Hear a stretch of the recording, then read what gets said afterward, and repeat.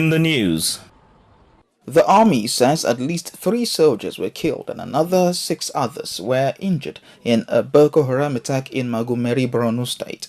The attack happened at the weekend when Boko Haram members attacked Magumeri, some 50 kilometers from Maiduguri, the Borno State capital. The attack comes a day after a suicide bomber killed at least 50 people at a mosque in neighboring Adamawa State in one of the deadliest attacks since President Muhammadu Buhari came to power in 2015, pledging to end the 8-year insurgency. A former governor of Ebonyi State, Martin Elechi, has said the history of Nigeria's politics would not be complete without the contribution of the country's first vice president, Dr. Alex Ekweme. Elechi asked Nigerian political leaders to take a cue from Ekweme's contribution to the development of the country's political environment. Kenya's opposition coalition has called on its supporters to boycott President Uhuru Kenyatta's inauguration.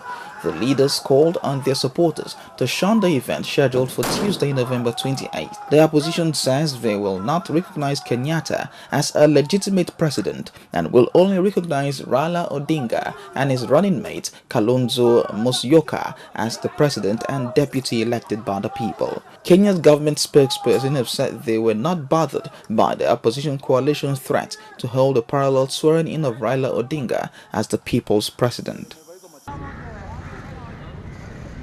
Pakistan's army says it is fully ready to assist the government in dispersing Islamist protesters blocking a highway in Islamabad. The government asked the military to help restore order after police failed to disperse demonstrations. However, the military statement appears to criticize the government's handling of the situation, saying the police had not been properly utilized. At least 6 people are believed to have been killed in the clashes. Japan held France to a 23-23 draw in their final November international at U Arena in Paris, with the hosts lucky to avoid a 6th straight defeat. Jamie Joseph's Japan dominated for much of the game and outscored their opponents by 3 tries to 2, but fly half Yu Tamura missed a simple late conversion that would have sealed a famous win. In the first international at the newly opened venue and its artificial pitch, Japan would have won the game after Asaili Avalu crossed in the 74th minute, but Tamoru let France and their coach Guy Noves off the hook. Noves had responded to last week's 18-17 loss to South Africa by replacing 6 of the backs that had started the game, while flanker Sako Makolo and wing Gabriel Lecroix were handed debut. and that's the news.